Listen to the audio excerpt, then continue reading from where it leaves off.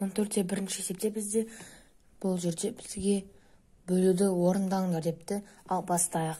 Ең бірінші бізге бұл жерде мынау сандарды бөлуді бөлшек түрге айналдырып алуға болады. Мысалға 46 а квадрат б астына 2 аны жазып алуға болады.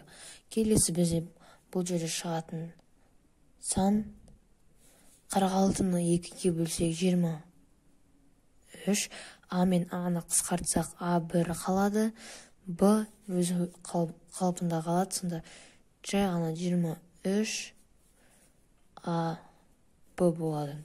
Екіншісінде дәл солайны жазып алайық. 50 xy бөлінген минус 5 y.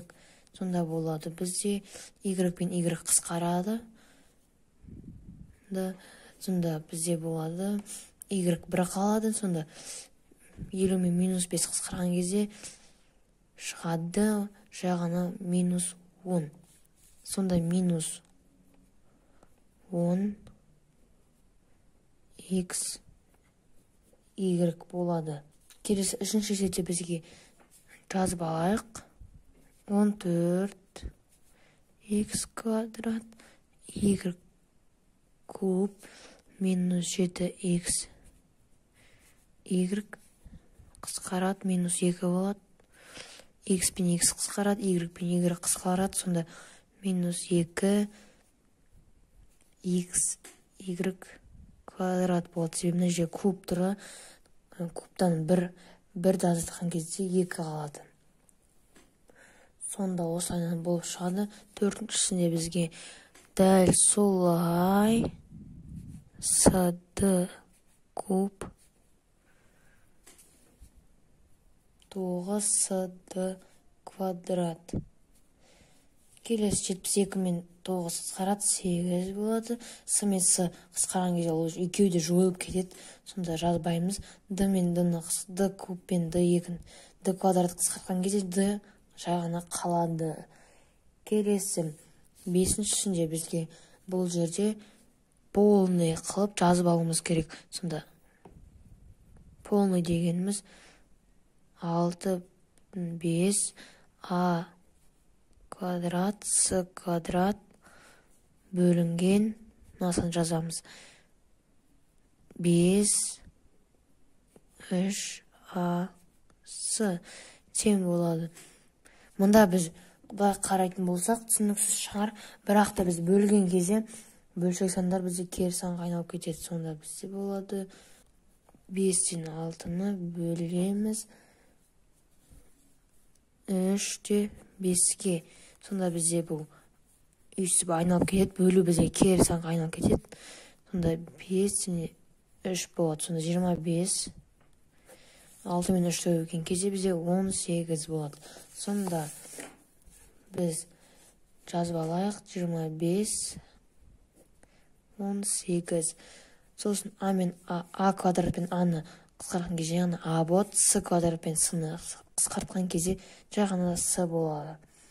Келесі алтыншысында бізге дәл сол жазып аламыз. Мұнда бірақ 0,24-ті біз бөлшек санға айналдырып алсақ жақсы болады. Сонда 24 100 болады астында. Себебі біз 0-ден кейін 102 санды қысқарттық. Яғни 2 0-ді қоямыз, үстіне 24-тің өзі жазамыз. Қысқарады 2-ге. Сонда мұнда 12, мұнда 50 болады. Тағы да қысқарады. Сонда 12 мен 50 2-ге қысқарады. 6 болады. Мұнда 50-ді 2-ге қысқартқан кезде 25 болады. Сонда 25-тен 6-ны к 4 т астына 4 9 к 3 т-ны жазып аламыз. Енді біз мұнда бағанағындай мына санды жазып отырғанша логически қарап шығарсақ болады. Мысалы 6 мен 9-ы көбейткен кезде бізде 6 мен 9-ы көбейтеміз. Сонда бізде шығады 54. Жазып алайық. Енді ортасындағысын шығарамыз. 25 пен 4-ті көбейткен кезде бізде шығады 100. К 4-тен К кубтан айтқан кезде, бөлген кезде бізде шығады жағына К. Т мен Т өз бетімен қалады, жойылып кетеді, сонда жағына К қалады. Мынау санды 54 пен 100-ді біз 2-ге қысқартып алуымызға болады. Сонда бізде шығады 27. 100-ді 2-ге қысқартқан кезде 50. Сонда 50 осылайынан шығады. Келесі 14-те 3-ші есепте бізге дәл осылай осы сандардың барлығын -2аға бөлуіміз керек. Сонда мына санды -2аға, мына санды -2аға, мына санды -2аға бөлеміз. Сонда -20аны -2аға бөлген кезде бізде шығады жай ғана 10. Себебі минус пен минус бізде плюсқа айналып кетеді. А мен А қысқарып кетеді бір-біріне. Сонда жай ғана 10 қалады.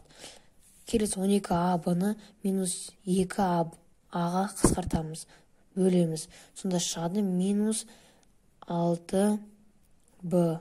18а-сыны бөлеміз -2аға. Сонда шығады бізде -9с.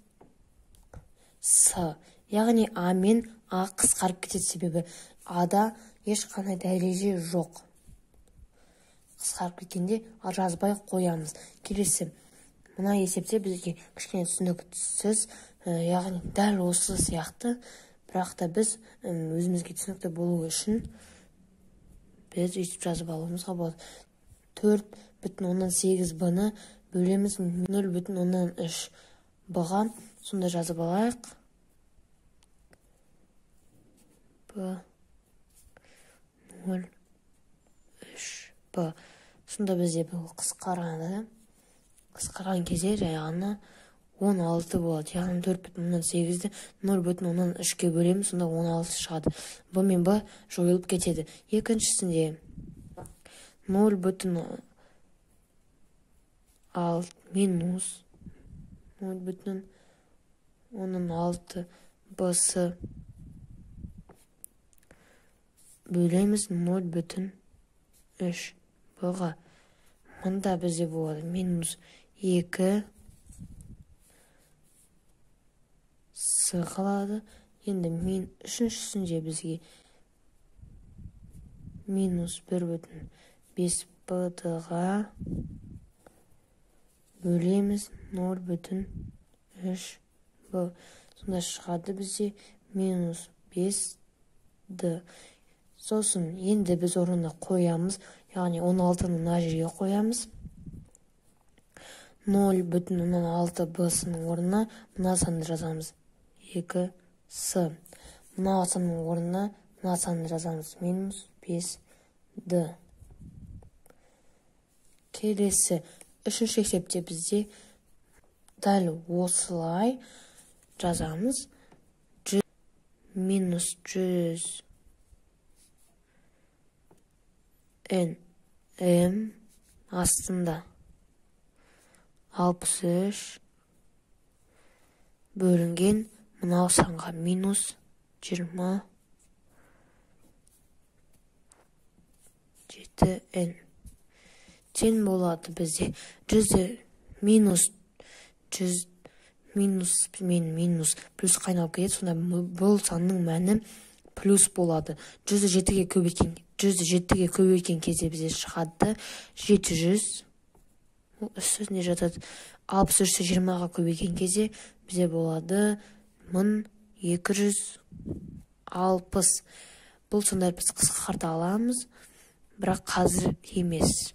Екіншісінде бізге дәл осыған ұқсас санды жазып алайық. 77n к бөлінген -27n тең болады бізде. 50 мен 7-не көбейткен кезде 350. Астына 77 мен 20-ны көбейткен кезде бізде шығады 40 саны қысқарады. Үшіншісінде бізге -20 21 n тны. Мында біз к-ны жазуға ұмытып кетіптім. Ал мына жерде мен м-ді жазуға ұмытып кетіптім.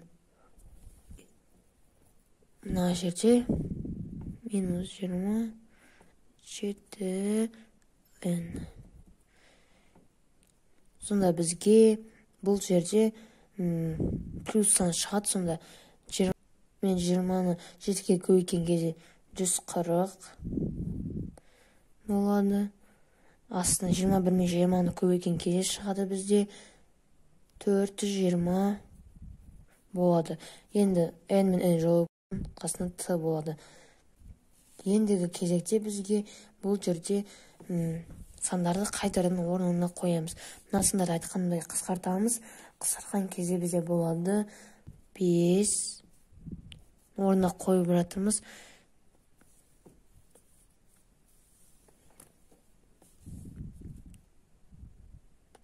Бес және де астына 9 м болады.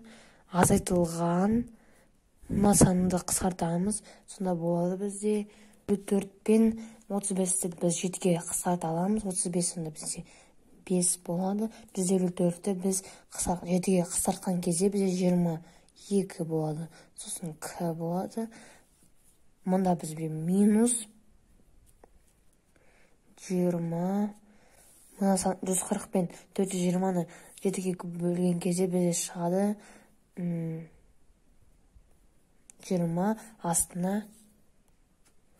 астына болады бізде 60. Бұл сан тағы да қысқартады. Сонда осылайынан қалады. Сосын бізде т алады. Осылайынан мәні шығады. Мұнда мен қателесіп кеттім. Мұнда плюс болады. Ал мына жерде де плюс болады. Себебі минус пен минус плюс қайналып кетеді. Минус пен минус плюс қайналып кетеді.